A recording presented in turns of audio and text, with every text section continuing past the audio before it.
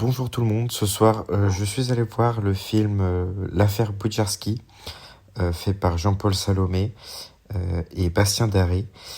Et alors, donc on a Monsieur Bujarski, je ne sais plus son prénom, joué par Reda Kateb, acteur que je n'avais jamais vu, mais ils l'ont bien choisi.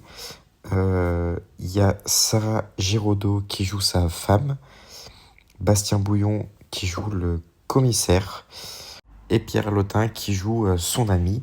Pour vous expliquer un peu l'histoire, c'est l'histoire d'un Polonais qui est ingénieur et il se réfugie en France pendant la guerre et il utilise ses dons pour fabriquer des faux papiers. Euh, et ensuite, il veut essayer de déposer des brevets, mais avec beaucoup d'intention, mais il ne peut jamais déposer de brevet parce qu'il n'a pas les papiers et c'est un réfugié polonais. Et un jour, un gangster lui propose d'utiliser ses talents pour fabriquer des faux billets et il démarre alors une double vie à l'insu de sa famille.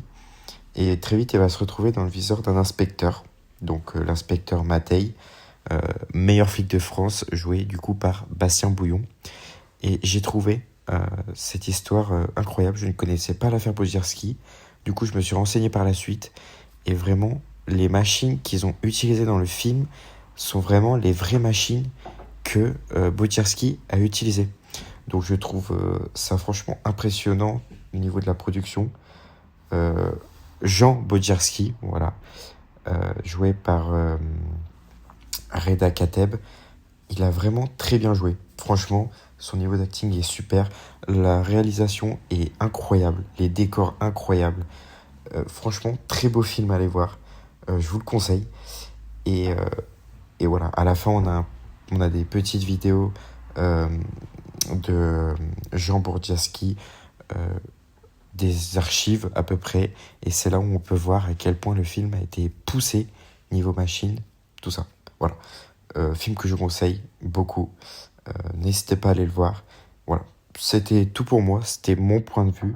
Sur 10, je mets une note de 9 parce que il était, euh, il était magnifique.